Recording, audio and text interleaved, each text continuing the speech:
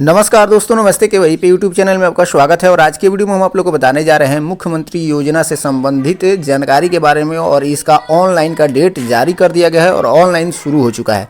तो कैसे ऑनलाइन करेंगे, इसमें कौन कौन से डॉक्यूमेंट्स लगेंगे और ऑनलाइन की तिथि अंतिम तिथि क्या है, ये सारे डिटेल्स आज के वीडियो में बताने वाले हैं। तो बने रहिए इस वीडियो में। चलते हैं वीडियो की अगली कड़ी में। तो जैसे कि आप देख रहे हैं कि हम आ गए हैं मुख्यमंत्री उद्यमी योजना के ऑफिशियल वेबसाइट पे। इस वेबसाइट पे आने के लिए सबसे पहले आपको किसी भी ब्राउजर में जाना होगा और वहाँ टाइप करना होगा udyami.bihar.gov.in लिख करके सर्च करेंगे तो इस तरीके से आपके सामने इसका इंटरफेस ओपन हो जाएगा। इसके अलावा मैंने वीडियो के डिस्क्रिप्शन में इसका लिंक दे दिया हूँ, उस लिंक पे क्लिक करके डायरेक्ट आप इस वेबसाइट पे आ जाएंगे।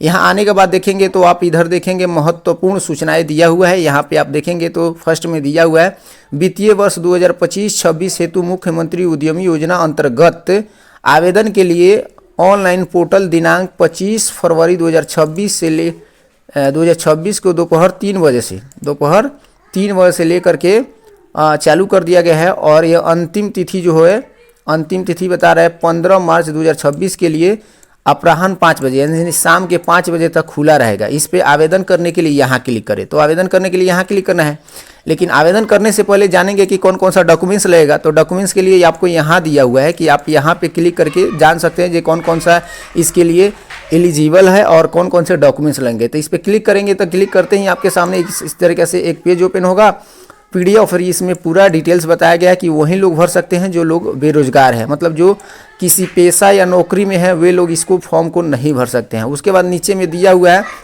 कि अगर मेडिकल से संबंधित है तो उनके लिए कौन से डॉक्यूमेंट्स की ज़रूरत होगी। उसके बाद यहाँ आएंगे तो बता रहा है कि कौन से लोग इसके लिए अहर्ता है, मतलब एलिजिबल है मुख्यमंत्री योजना के लिए। तो इसमें सबसे पहले वे व्यक्ति हैं जो बिहार की निवासी है, वहीं इसको भर सकते हैं। उसके बाद कम से कम उनकी पढ़ाई इंटरमीडिएट पास हो या ITI या पॉलिटेक्निक या डिप्लोमा इस तरीके का कोई कोर्स किए हैं, वहीं लोग इस फॉर्म को भर सकते हैं। उसके अलावा उनके एज जो 18 से 50 वर्ष के अंतर्गत होना चाहिए। और उसके बाद उनके पास इकाई प्रोप्राइटरशिप फॉर्म हो या पार्टनरशिप फॉर्म हो या LLP अथवा प्राइवेट लिमिटेड कंपनी हो, या इनमें से कोई अगर नहीं है तो उनके पास प्रोप्राइटरशिप व्यवसाय उद्यमी द्वारा अपने निजी पैन का प्रयोग किया जाना है। मतलब अगर कोई कंपनी नहीं है, कोई प्रोप्राइटरशिप नहीं है, कोई पार्टनरशिप नहीं है, तो वे लोग अपनी निजी कंपनी ओपन करने के लिए अपना पैन नंबर देना होगा। उसके लिए इसमें कौन कौन लोग भर सकते हैं, तो मुख्यमंत्री अनुसूचित जाति और अनुसूचित जनजाति के लोग भर सकते हैं, उसमें महिला भी लोग भर सकती है। उसके अलावा मुख्यमंत्री अत्यंत पिछड़ा यानी BC1 के लोग भर सकते हैं, महिला जो लोग होंगी वो भर सकती हैं। उसके बाद मुख्यमंत्री युवा उद्यमी के लोग यानी BC2 के लोग भर सकते हैं। अल्पसंख्यक के लोग भर सकते हैं, दिव्यांग लोग भरेंगे, उनके लिए दिव्यांग सर्टिफिकेट होना चाहिए और कम से कम 40% दिव्यांगता होना चाहिए। इस तरीके से सारा डिटेल दिया हुआ है। उसके बाद नीचे बता रहा है कि जो डॉक्यूमेंट्स है उसमें मैट्रिक उत्तीर्णता का प्रमाण पत्र जिनमें जन्म तिथि अंकित हो वो चाहिए, इंटरमीडिएट का प्रमाण पत्र चाहिए, जाति प्रमाण पत्र चाहिए, निवास प्रमाण पत्र चाहिए। अगर जो दिव्यांग है उनके लिए दिव्यांग सर्टिफिकेट चाहिए और आवेदक का लाइव फोटोग्राफ चाहिए, यानी लाइव फोटो खींचा जाता है। उसके बाद आप देखेंगे तो यहाँ आवेदक का हस्ताक्षर चाहिए। इस तरीके से सारा चीज़ आना है और इस पोर्टल पे जाकर के ऑनलाइन करना है। तो अब हम चलते हैं जो ऑनलाइन वाले पोर्टल पे, जो ऑनलाइन कैसे करेंगे। तो जैसे यहाँ क्लिक बताया था, इस फर्स्ट वाले लिंक पे क्लिक करेंगे, यहाँ भी है और यहाँ भी दिया हुआ है, देखिए।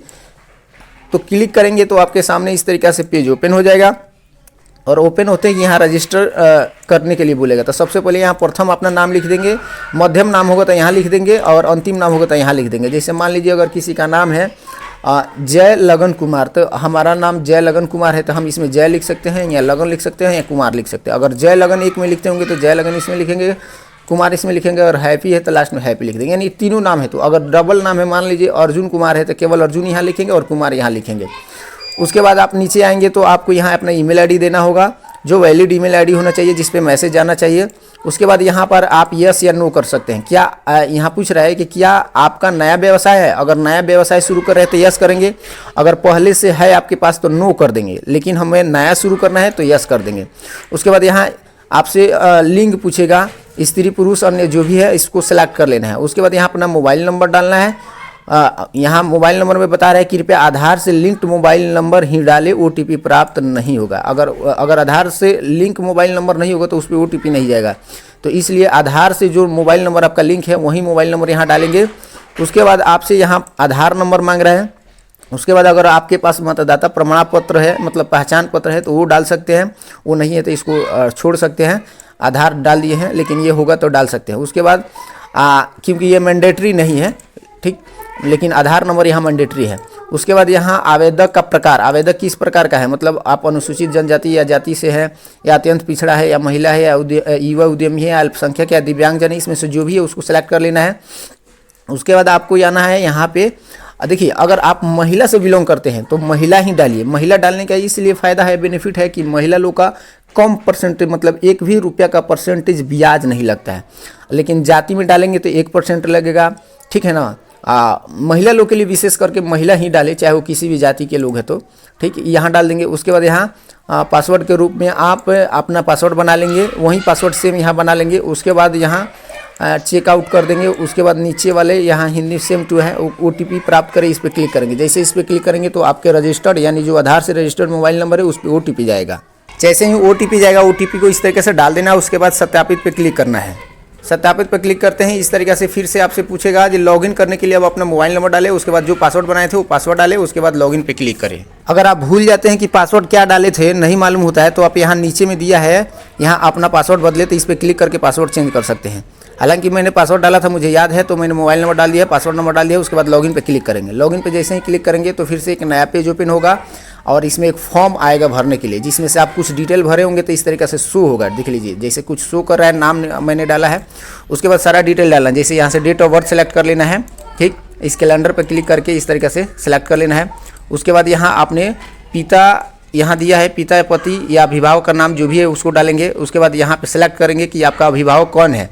जैसे अगर शादीशुदा महिला होंगी तो उनके पति होंगे, नहीं तो अगर नहीं है तो पिता या माता जो भी है या अभिभावक जो होंगे उसका नाम डाल देंगे। जो भी मतलब जो रिलेशन वाला नाम यहाँ डालेंगे वही सिलेक्ट यहाँ पे करेंगे। उसके बाद नीचे आएंगे तो यहाँ अगर दिव्यांग है तो यस करेंगे, नहीं तो नो करेंगे। उसके बाद आप नीचे आएंगे तो यहाँ अपना पता डालना है। पता में यहाँ पता डालना है, या गांव या शहर का नाम डालना है, या पंचायत का नाम डालना है, या थाना का नाम डालना है, या ब्लॉक सेलेक्ट कर लेना है। उसके बाद यहाँ जिला सेलेक्ट कर लेना है। जिला में जो भी है आपका, या इस तरीके से, ठीक है, उसको सेलेक्ट कर लेना है। और उसके बाद आपको क्या करना है, यहाँ पे पिन कोड अपना डाल देना है।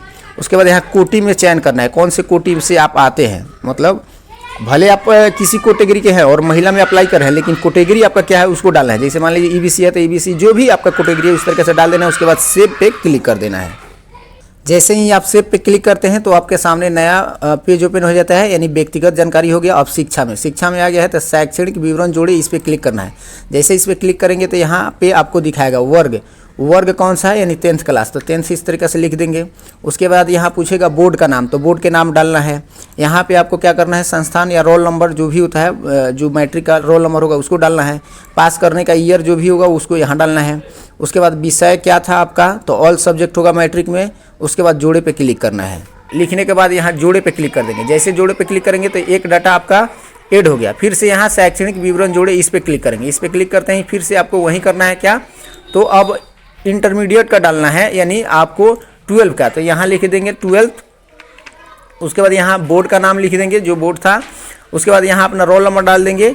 उसके बाद यहाँ पे पास करने का साल डाल देंगे। तो उसके बाद यहाँ पे अपना विषय डालेंगे। तो विषय में यहाँ पे आपका हो जाएगा आर्ट्स या साइंस या कॉमर्स। तो जो इसमें से पास किए होंगे, मतलब जो भी विषय होगा आर्ट्स, कॉमर्स, साइंस, इसमें से उसको यहाँ लिख देंगे।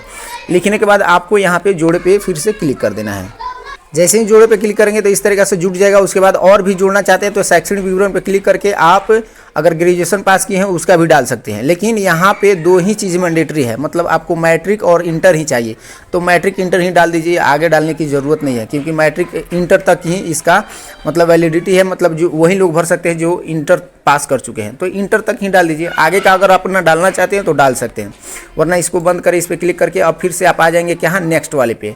नेक्स्ट में क्या दिया है, परियोजना का विवरण सेलेक्ट करें। इस पर क्लिक करेंगे तो जैसे परियोजना के विवरण पे क्लिक करते हैं तो इस तरीके से ओपन होता है। इसमें से आपको जो सेलेक्ट करना है उसको सेलेक्ट कर लेना है, जैसे, ठीक है ना। जो आपको लगता है कि हम इसमें आप डालना चाहते हैं, हम अपना ये इकाई बैठाना चाहते हैं, वो इकाई इसमें से आपको सेलेक्ट कर लेना है। सेलेक्ट करेंगे उसके बाद इस तरीके से ड्रैग करके नीचे की तरफ आएंगे। उसके बाद यहाँ से पूछेगा क्या आप उपयुक्त परियोजना हेतु आवेदन करना चाहते हैं, तो हाँ, अगर यहीं के लिए करना चाहते हैं तो इस पर क्लिक कर देना है। अगर दूसरा लेना चाहते हैं दूसरा सेलेक्ट कर लेंगे, हाँ पे क्लिक कर देना है। उसके बाद यहाँ परियोजना स्थापित करने हेतु प्रस्तावित स्थल, यानी आप यह परियोजना कहाँ स्थापित करना चाहते हैं, स्वयं के स्थान पर या किराए के स्थान पर। तो स्वयं के स्थान पर रखना चाहते हैं तो स्वयं का स्थान लिख दीजिएगा, किराया का रूम लेना चाहते हैं तो किराए का स्थान पर लिख दीजिएगा। लेकिन हम स्वयं का स्थान पर करना चाहते हैं तो स्वयं का स्थान सेलेक्ट कर लेंगे। उसके बाद यहाँ परियोजना का स्थल का पता, यानी आप यह जो परियोजना कहाँ बैठाना चाहते हैं, आपका जो एड्रेस है मैंने प्रॉपर जो परमानेंट एड्रेस है वहीं पे या कि कहीं और चौक चौराहा पे। तो जो जहाँ पे ये आप परियोजना बैठाना चाहते हैं, इकाई बैठाना चाहते हैं, वहीं का एड्रेस डालना है। डालने के बाद आपको यहाँ पे अपना जिला वाला पूरा सेलेक्ट कर लेना है, पिन कोड डाल देना है, उसके बाद सेव पे क्लिक कर देना है। जैसे ही सेव पे क्लिक करेंगे तो इस तरीके से आप दस्तावेज अपलोड करने के लिए बोल रहा है। तो सबसे पहले यहाँ बता रहा है कि जाति प्रमाण पत्र अपलोड करने के लिए बोल रहा है। तो यहाँ बोल रहा है महिला में, जो महिला आवेदिका की स्थिति में जाति प्रमाण पत्र अनिवार्य नहीं है। यहाँ पे अनिवार्य नहीं दिया है, अगर महिला है तो महिला के लिए आवेदन कर रहे हैं तो, लेकिन पुरुष के लिए जाति प्रमाण पत्र आवश्यक है। अगर आप अन्य है, जैसे पुरुष है तो आप जाति प्रमाण पत्र अपलोड कर सकते हैं, महिला है तो हो तो अपलोड कीजिए, नहीं तो नहीं भी कर सकते हैं, क्योंकि अनिवार्यता महिला के लिए नहीं है। उसके बाद आपसे यहाँ मैट्रिक का यानी 10वीं का प्रमाण पत्र अपलोड करने के लिए कर रहा है, जिसमें जन्म तिथि हो यानी मार्कशीट। उसके बाद यहाँ इंटरमीडिएट का जो प्रमाण पत्र है या उसके समकक्ष प्रमाण पत्र हो, जैसे मान लीजिए जो इंटरमीडिएट पास है तो इंटरमीडिएट का, जो अगर ITI की है तो ITI का, जो पॉलिटेक्निक किए हैं वो पॉलिटेक्निक का डाल सकते हैं। उसके बाद उच्च शिक्षा से संबंधित अगर आपके पास प्रमाण पत्र है तो उसको अपलोड कर सकते हैं। लेकिन यहाँ मैंडेटरी दिया है उच्चतम शैक्षणिक में। तो उच्चतम शैक्षणिक में आपका क्या है, तो आपका अगर मान लीजिए इंटर ही पास है तो आपका उच्चतम आपका इंटर ही हो गया, तो आप इंटर ही वाला प्रमाण पत्र यहाँ अपलोड कर सकते हैं। ये नहीं कि हाँ उच्चतम इंटर तो अपलोड कर दिए तो फिर यहाँ क्या करें, तो यहाँ पे आपको इंटर है क्योंकि आप इंटर तक ही पास है। लेकिन अगर आप ग्रेजुएशन पास है चाहे अदर है और वहाँ फॉर्म फिलअप करते समय आप ग्रेजुएशन का दिए हैं डाटा, तो यहाँ ग्रेजुएशन का अपलोड कर सकते हैं, नहीं तो केवल इंटर ही अपलोड कर दें। उसके बाद यहाँ आवासीय प्रमाण पत्र अपलोड कर देना है। उसके बाद यहाँ पे आपसे लाइव फोटो मांगेगा, तो लाइव फोटो खींच लेना है कैमरा से खींच के। उसके बाद यहाँ हस्ताक्षर अपलोड करना है, और करने के बाद आपको क्या करना है, यहाँ सबमिट करने से पहले फॉर्म डेटा को जांच ले, यानी एक बार जांच ले और जांचने के बाद उसके बाद सबमिट पे क्लिक कर दें। देखिए एक बात ध्यान देने योग्य की है कि आप कोई भी मैट्रिक के या कोई भी प्रमाण पत्र अपलोड कर रहे हैं तो जैसे आप प्रमाण पत्र यहाँ सेलेक्ट कर लेंगे, सेलेक्ट करने के बाद जस्ट यहाँ अपलोड जो दिया है इस पर क्लिक करना है। या नहीं कि सारा आप देखिए जैसे अपलोड पे क्लिक किए तो फाइल अपलोड हो गया, इस तरीके से लिखेगा और इस तरीके से शो कर देगा, तभी नेक्स्ट वाला आपको सेलेक्ट करना है और अपलोड करना है। तो इस तरीके से हमने डॉक्यूमेंट अपलोड कर दिया है और यहाँ पे देख रहे हैं यहाँ सारा डॉक्यूमेंट अपलोड हो गया है। यहाँ पे फोटो भी लाइव हमने खींच के अपलोड कर दिया है, सिग्नेचर भी अपलोड कर दिया है। अब क्या करना है, सबमिट करने से पहले फॉर्मेट डेटा जांच लिए, तो इसके लिए क्या करना है, इस पर एक बार क्लिक कर लेना है। इस पर क्लिक करते ही आप यहाँ डेटा पूरा ना जितना भी डेटा आपका है इस तरीके से शो करेगा। ठीक, हटाने के लिए क्लिक करना होगा।